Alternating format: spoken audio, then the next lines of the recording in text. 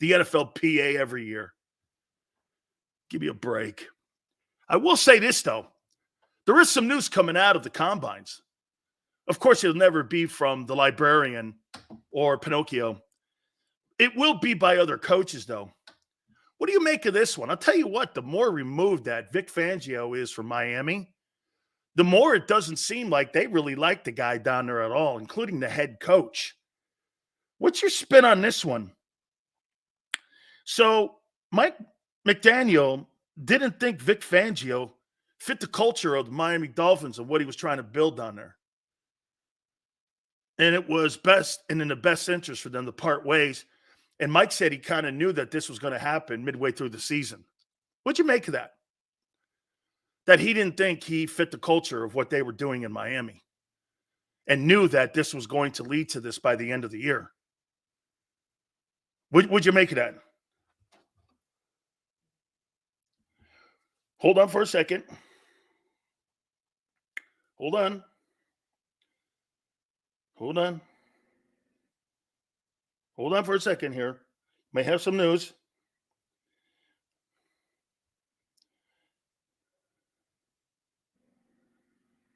This could be big.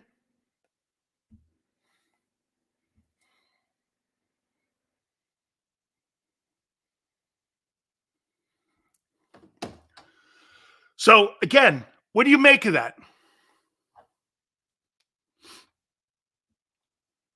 What do you make of the Miami? What do you make of the Miami head coach saying that Vic didn't fit the personality of what they were trying to do down in Miami? What do you make of that? Vic coaching like he had 20 years ago. That's a little bit of what I'm saying to you, too. You know, Jalen Ramsey came out a couple days ago and was saying that he really didn't know how to use Xavier Howard himself, and he thought his defense was a little outdated. What do you make of that? NFL coaches talk shit on their coach. NFL coaches talk shit on their coaches that leave all the time. Really? Like who? Did Nick Sirianni talk shit on Desai? Or did he talk shit on Brian Johnson? I must have missed that. I must have missed that. When did he talk shit on him? I never heard anybody say anything about Eric Bieniemy when Eric Bieniemy left Kansas City. When was this? When was this? Not very, how about this? Not really good reviews by the coach and the players in Miami. It just doesn't seem it was a fit from day one. I mean, so what is he going to bring to Philly? Outdated coaching? How many people feel comfortable? And by the way, I thought that Tom Thayer was right yesterday. So you basically hired a more experienced Sean Desai to do the same exact thing that you did last year. You're not going to pressure anyone. You're going to hope you get home.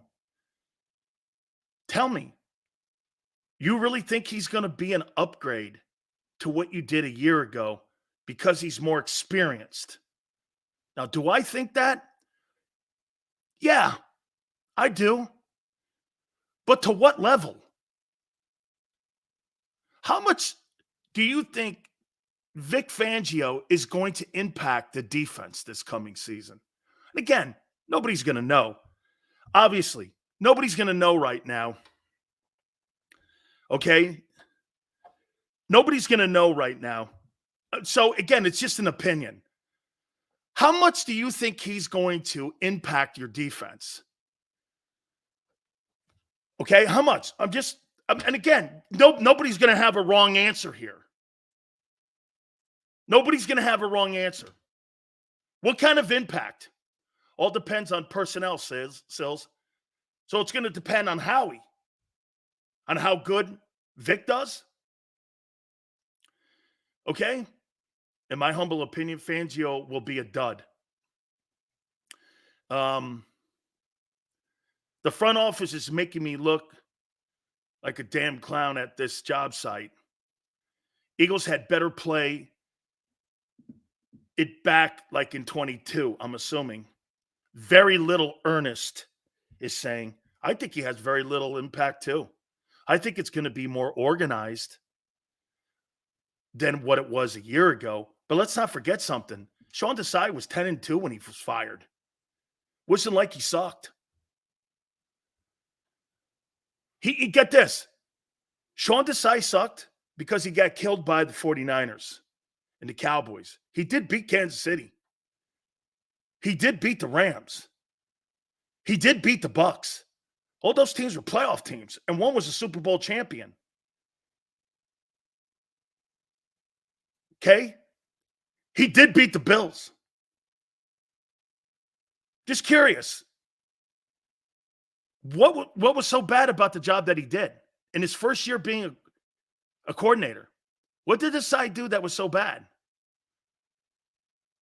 He had bad talent on the team. You're trying to sit here and convince me that Sean Desai was a bad coordinator because why? Nick and the librarian told you? What would they know about coaching? What would they know? Nick Sirianni lost the locker room, not Sean Desai. He's the guy screaming and hollering after his babysitter was left. And he wasn't there any longer. Report by D. Gunn. Wasn't him that was screaming. Desai wasn't screaming and hollering. It was your clown show coach that was screaming and hollering at everybody, acting like a maniac, screaming at Chief fans. This guy's got quite a little array of screaming at opposing teams' fans. Cardinals, Chiefs, Colts. I mean, this guy's quite a cheerleader. Got to really like this guy. He does more cheerleading than coaching. Man, lying.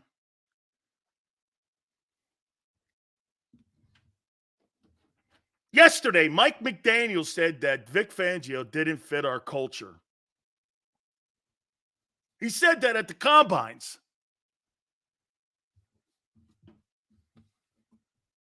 Head coach of the Dolphins knew midway through the season that he wasn't a right fit for the culture he was trying to develop in Miami.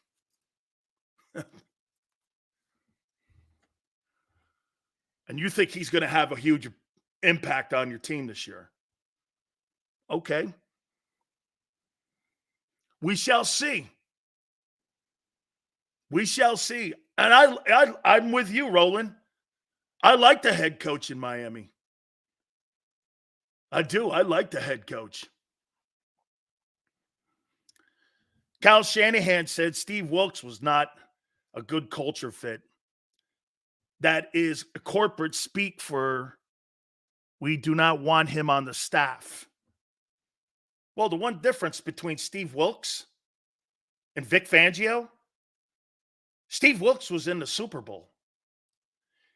And if it wasn't for the new overtime rules, the 49ers would have won the Super Bowl.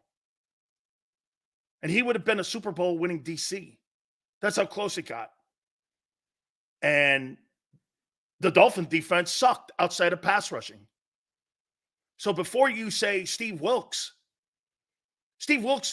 Kyle Shanahan, he needed a scapegoat because of the shit jobs that he does in those games. So he fired a guy who took a defense to the Super Bowl. Vic Fangio had a defense that was down in the 20s. You're comparing a guy who was in the Super Bowl to a guy who sucked.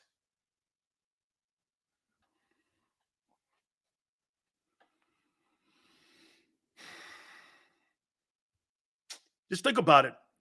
Once they kicked the field goal in the overtime, the 49ers, first team to score wins. They would have won the Super Bowl. How you doing? How you doing? Steve Wilkes. I'll tell you what, man. I'd like to have Steve Wilkes as my DB coach in Philadelphia. That's right. I know they kicked the field goal. If you go by old rules, field goal, first to score in OT wins. They changed the rule around. You get the ball back, the coin toss, and flips, and this and that. Whatever, senor. All good, guy. Whatever. First team to score. You see? What a dope. All right. Let's move on. So I went back and listened a little bit. I went back and listened a little bit more to that soiree they had between Nikki and the librarian. It's interesting takes. Interesting. Can I ask this? You guys were talking and the media was kind of like ping-ponging it back and forth that Nick's like going to play the best player and the librarian wants to have the young players. Do you think Howie's telling Nick in so many ways, play the young guys? Play the young guys. You think he's telling him? You think he's telling him to play the young guys? Oh, we're going to play the best guys. Because again, whatever Nick says doesn't matter. He has no job. Because has nothing to say in the coordinating and who plays. He has no say in this team this year. He has no say. So whatever he's doing at the combines, I'm not getting it. He has no job. What? He has no job. Clubhouse cheerleader? Okay. Coffee runner? Donuts? Krellers? Okay, sure. Checking in on people? Okay. There's no job title for him. He has no job title. None. So, is he